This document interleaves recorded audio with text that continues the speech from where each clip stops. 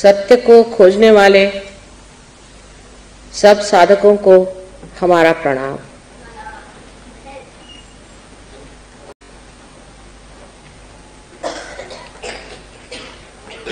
आज का मधुर संगीत आज के विषय से बहुत संबंधित है, जिसके लिए मैं देबू चौधरी को बहुत बहुत धन्यवाद देती हूँ। सभी सहज व्यवस्था हो जाती है।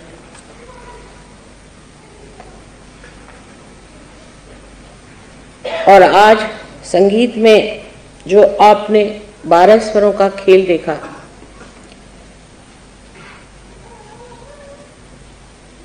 वही हमारे अंदर भी ऐसा ही सुंदर संगीत निर्माण हो सकता है। ये जो कुंडलिनी के अष्टचक्र आप देख रहे हैं, जो कि मूलाधार चक्र, मूलाधार, स्वाधिष्ठान, नाभि, हृदय, विशुद्धि, आज्ञा और सहस्त्रार, इसके अलावा हमारे अंदर सूर्य और चंद्र के भी चक्र हैं। इसी प्रकार ब्रह्मरंध्र को छेदने बाद भी 3 और चक्र हमारे अंदर कार्य करते हैं, जिसे हम अर्धबिंदु, बिंदु और वलय कहते हैं। ये सारे हमारे अंदर स्वर हैं।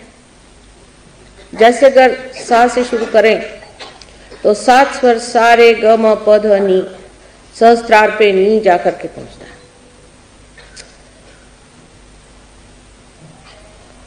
इसी प्रकार इन सब चक्रों को जो शक्ति देते हैं, ऐसे ग्रह भी हैं। जैसे मूलाधार पे मंगल, स्वाधिष्ठान पे बुध, नाभि पर गुरु, हृदय पे शुक्र, विशुद्धि पर शनि, आज्ञा पे सूर्य और सहस्त्रार पे सोमवार, जो कि शिव जी का या देवी का स्थान माना जाता है, आदिशक्ति का।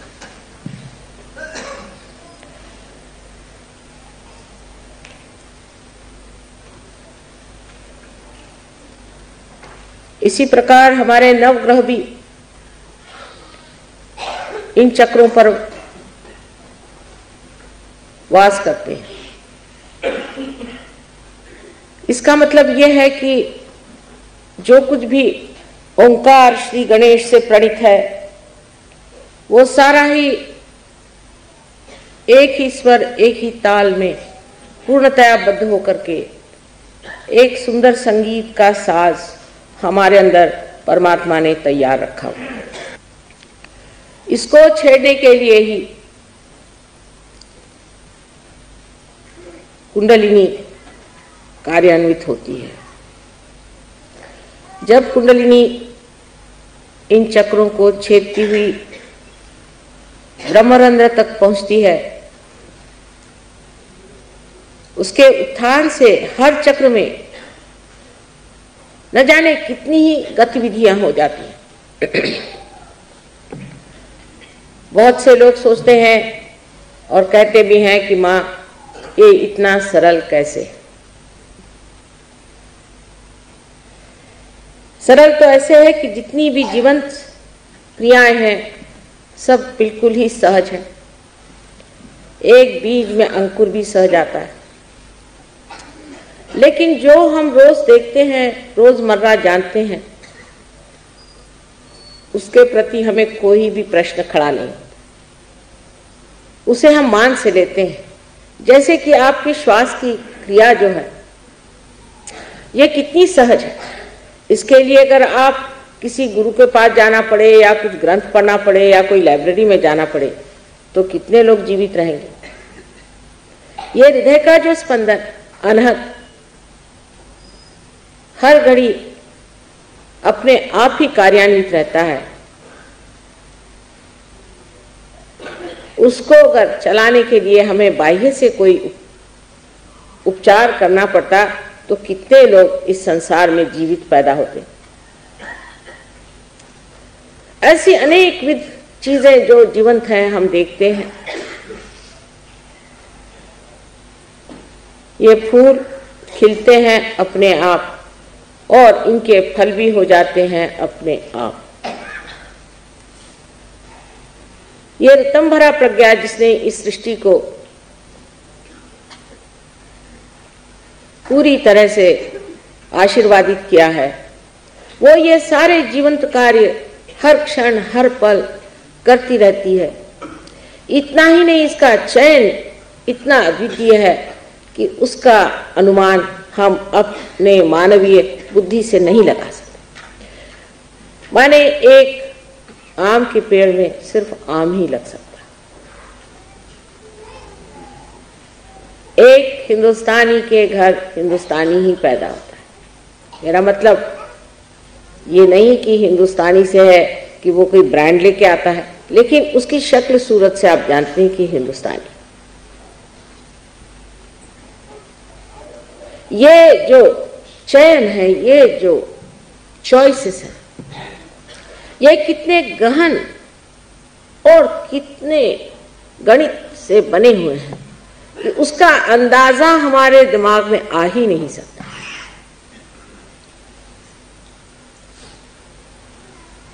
जैसे कि मैंने पहले कहा था कि सिर्फ एक ही हो सकता है कि जो ये सीमित बूंद है इसे हम सागर में ढाल सकते हैं। सागर से एकाकार होने पर सागर की सारी शक्तियों को देख सकते हैं, जान सकते हैं और उसका आनंद भी लूट सकते हैं। यही कार्य ये कुंडलिनी करती है। लेकिन इसकी व्यवस्था इतनी सुंदर है इस सांस की कि ये स्वर सारे जाकर के अंत में अपने मस्तिष्क में पूरे यहां से लेकर के यहां तक सातों की सातों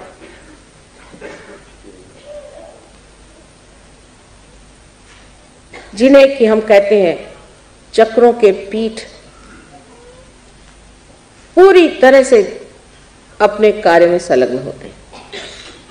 ये 7 चक्र जो हम नीचे देखते हैं उनके पीठ हमारे मस्तिष्क के, यहां से शुरुआत करिए या यहां से शुरुआत करिए तो मूलाधार आदि सब करते हुए यहां आपके हृदय चक्र, और हृदय के बाद यहां तक आप आज्ञा चक्र पे आ जाते हैं और यहां विशुद्धि चक्र है।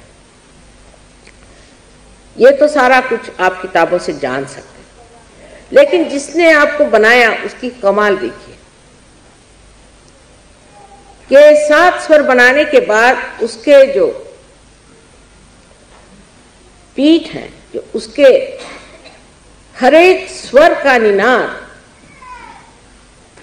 इन 7 पीठों से बने हुए इस मस्तिष्क में, इस ब्रेन में किस तरह से घुमाया जाता है,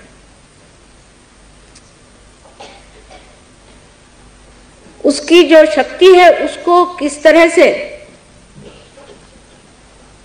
एक सुंदर सुगठित तालबद्ध स्वर में आलापा जाता है।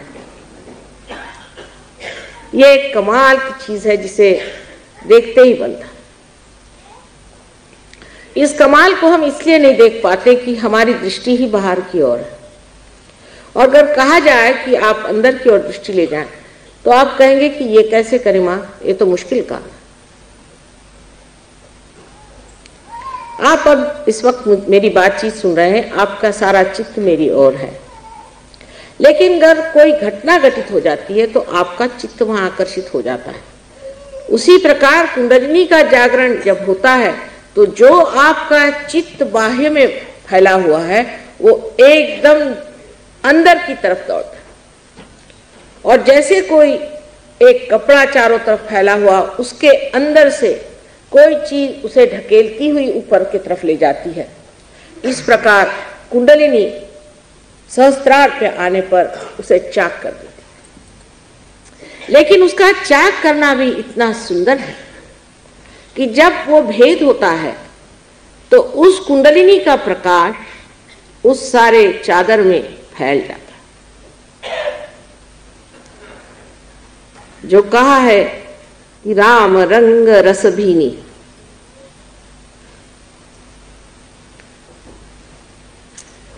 वो चदरिया जो कि हमारे चित्त की है, उसमें सत्य का प्रकाश फैल जाता है।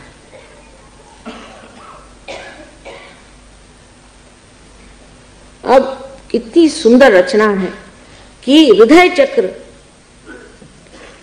बराबर यहां बीचों बीच है, जहां पर कि हमारा ब्रह्मरंध्र छेदन होता है। ब्रह्मरंध्र का छेदन उस जगह है जहां हमारा हृदय। इसका मतलब यह है कि हमारे हृदय में जब तक परमात्मा को पाने की इच्छा नहीं होगी, तब तक ये भेदन ठीक नहीं हो सकता। सारा काम हृदय का है, ये समझने की बात। आप लोगों ने बुद्धि से मेरी बात समझ ली है, बुद्धि से समझने की बात ठीक, लेकिन जब तक ये हृदय से संचारित नहीं होगी, जब तक ये हृदय से सर्कुलेट नहीं होगी, तब तक हमारे अंग अंग में ये बसने वाली चीज नहीं है, क्योंकि हृदय में ही हमारे आत्मा का स्थान है। इसलिए ये समझ लेना चाहिए कि हृदय को छेड़ने के लिए पहले हमें अपने हृदय को खोल देना चाहिए। इस हृदय में आत्मा का वास है, जिसके ऊपर 7 रंगों में इन 7 पीठों से प्रकाश फैला हुआ। इतना निकट का संबंध हमारे इस मस्तिष्क का, ब्रेन का और इस हृदय का। लेकिन आज हमारा हृदय एक तरफ काम करता है, शरीर दूसरी तरफ काम करता है और बुद्धि तीसरे तरफ खींचती है। इसमें कोई समग्रता नहीं। समग्र माने सब अग्रों में से एक ही सूत्र जाना चाहिए। इसमें कोई इंटीग्रेशन नहीं है। इसीलिए हम अपने से ही रोज लड़ते रहते हैं, अपने से ही रोज झगड़ा रहता है। किसी का एक चक्र अच्छा है तो दूसरा खराब है, दूसरा चक्र अच्छा है तो तीसरा बिल्कुल कमजोर हो चुका, चौथा बेकार हो चुका। और इन चक्रों की लड़ाई में ही सब तरह की दुविधा, परेशानी, चिंता, बीमारियां आ जाती। और ये सारे चक्र भी पंचमहाभूतों से, एलिमेंट से बने हैं। और एक शेर कहा है कि मौत क्या है, इन्हीं अज़दा कस परेशान होना। जब ये चक्र परेशान हो जाते हैं तो मौत आ जाती है। ये चक्र सारे के सारे जिन पीठों से संचालित होते हैं, गवर्न होते हैं, वो पीठ हमारे मस्तिष्क में है। और हमारे मस्तिष्क से ही सेंट्रल नर्वस के साथ इन सारे चक्रों का चलन वलन हो सकता था, लेकिन होता नहीं है। पैरासिम्पैथेटिक नर्वस सिस्टम से ही हम इन चक्रों को संचालित करते हैं। जब तक हम पैरासिम्पैथेटिक पर अपना प्रभुत्व न जमा लें, जब तक हमारा संबंध वो ऑटोनॉमस नर्वस सिस्टम जिसको हम नहीं चला सकते, ऐसी स्वयं चालित के स्वयं पर अपना जोर न जमा लें, तब तक न हम बदल सकते हैं न दुनिया बदल सकती।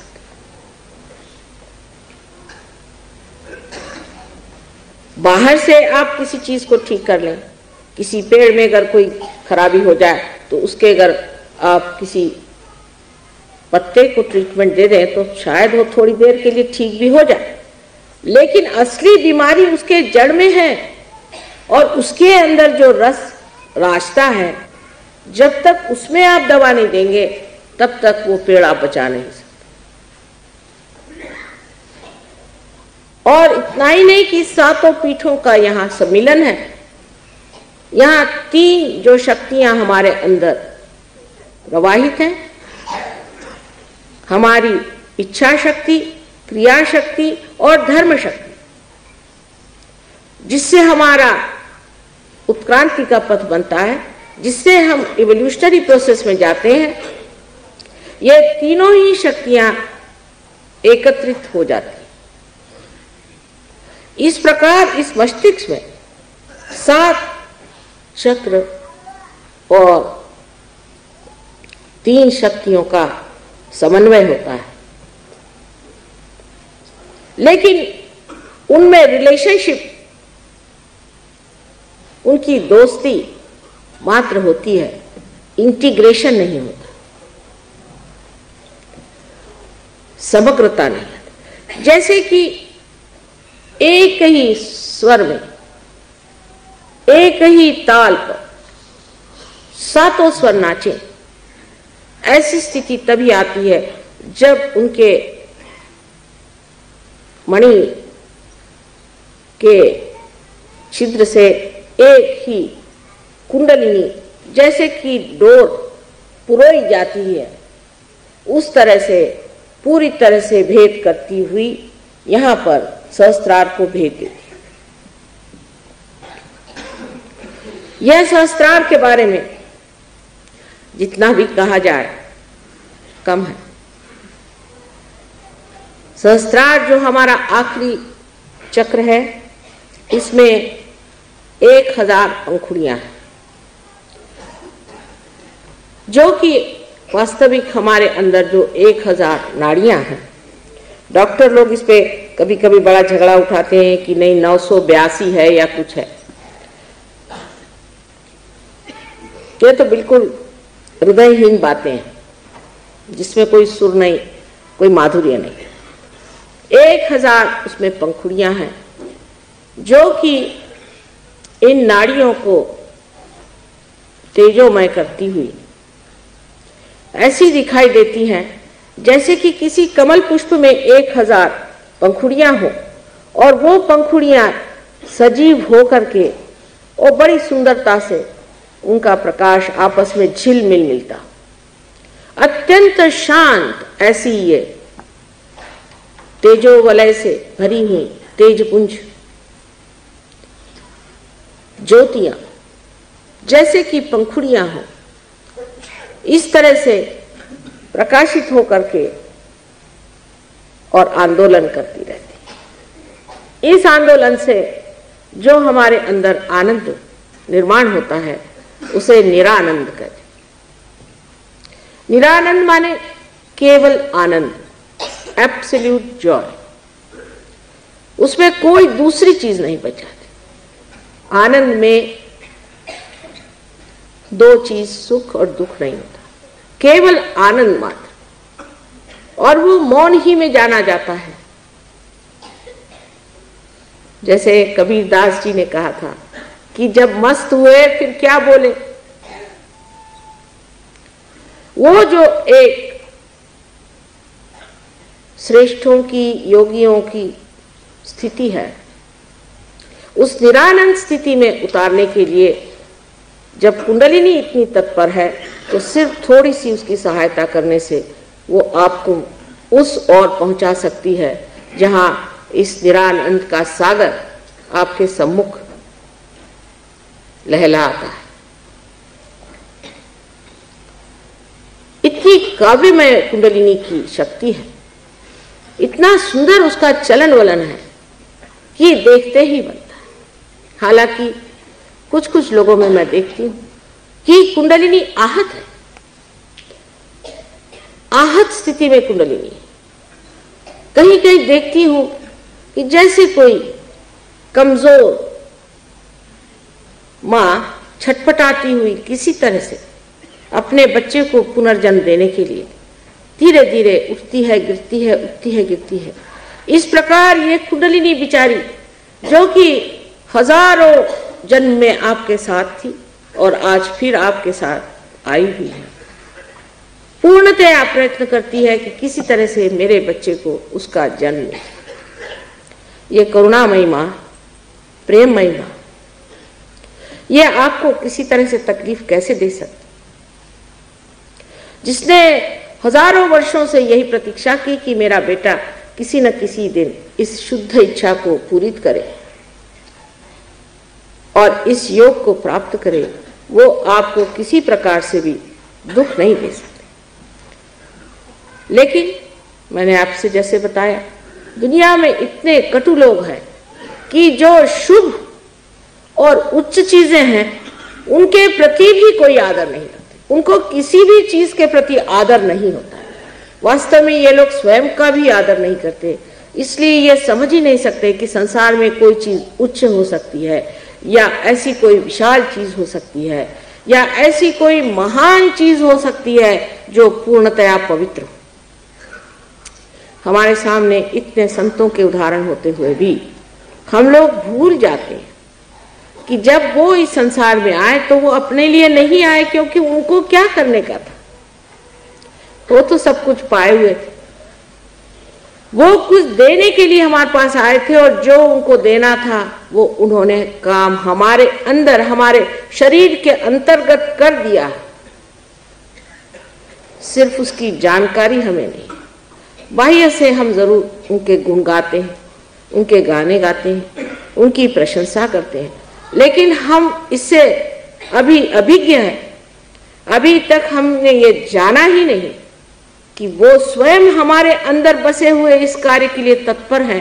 एक बार कुंडलिनी का जागरण होने दीजिए, तभी ये कार्य होगा।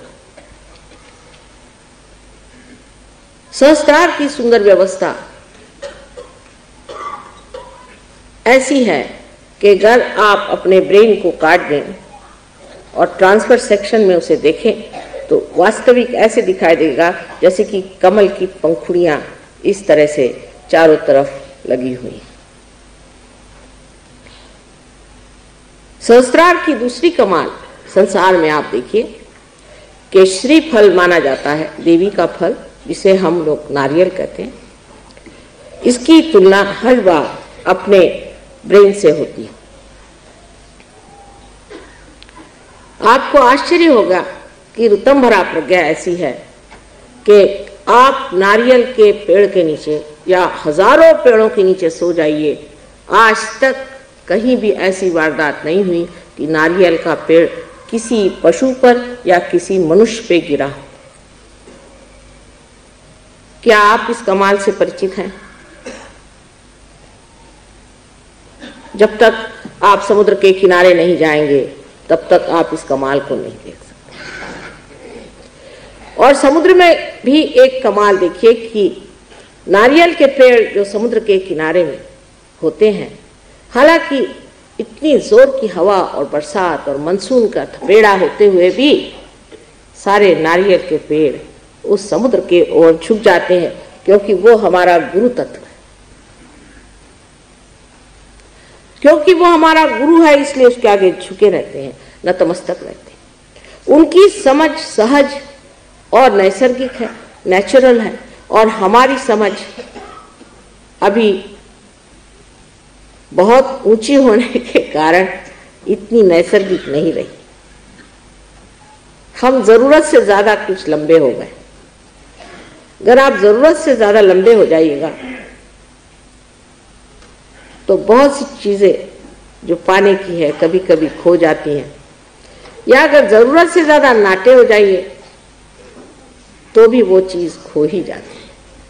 इसका मतलब यह है कि जब तक आप मध्य मार्ग में नहीं रहेंगे तब तक आपकी कुंडलिनी का जागरण बड़ा कठिन कार्य है। लेकिन तो भी आजकल परमात्मा की कृपा इतनी जबरदस्त है इतनी अनुकंपा उनकी बह रही है, मैं स्वयं आश्चर्य करती हूं कि हजारों लोग एक साथ पार हो जाते हैं। हालांकि इसके बारे में भृगु मुनि ने अपनी नाड़ी ग्रंथ में लिखा था कि ऐसा होगा और सबकी बीमारियां अपने आप ठीक हो जाएगी, सबकी तकलीफें दूर हो जाएंगी और कुंडलिनी सहज में ही जागृत हो जाएगी। आप सोचिए कि इस देश में भृगु मुनि का इतिहास में कौन सा समय कहते हैं, लेकिन हजारों वर्ष पूर्व भृगु मुनि हो गए और उन्होंने भी कुंडलिनी के बारे में बताया था कि सहज में ही कुंडलिनी जागृत होगी। इसका मतलब वे जानते थे। लेकिन हम हमारे देश के जो लेखक हैं, हमारे देश के जो प्रवक्ते हैं, दृष्टा हैं, बड़े बड़े ऊंचे संत साधु हैं, इतने ही नहीं, यहाँ के जो अवतरण हो गए उनके बारे में कितना जानते हैं।